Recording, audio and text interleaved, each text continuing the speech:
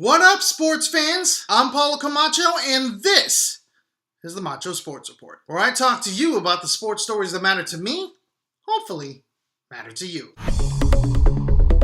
Now, I get that March Madness is in full swing, and there are a lot of things to talk about. Between that ridiculous 14-point comeback by Texas A&M over Northern Iowa, the great finishes by Northern Iowa over Texas, or Wisconsin over Xavier, and that bracket-busting win Middle Tennessee State got over juggernaut Michigan State. Only the 8th 15 seed to upset the number 2 seed in the first round. I could probably make a bunch of separate videos about the tournament. But I'm not here to talk about that. That said, let's talk about the TCU men's basketball program. Why are you laughing?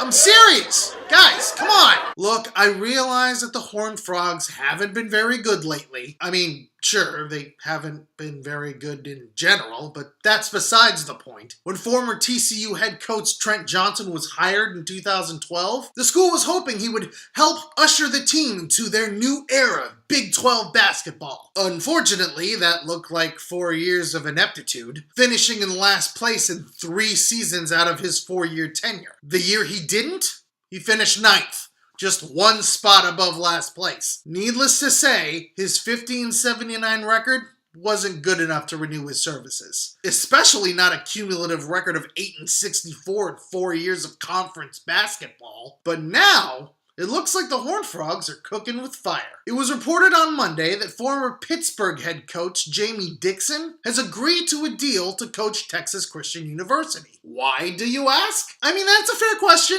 After all, Dixon is a decorated college basketball head coach. In his 13 years at the University of Pittsburgh, Dixon racked up an impressive overall record of 328 and 123. That was in an era when the Big East was no joke. He was going up against teams like UConn and Syracuse on a regular basis. He won 2 regular season Big East titles and a Big East tournament title. He reached the postseason every year as Pittsburgh head coach, including 2 Sweet 16 appearances and an Elite 8 appearance. He really had a great thing going with the Panthers. Locked into a contract that extended to the 2023 season. So what gives, Jamie? Why the move to a middling program like TCU? Not that I'm complaining or anything.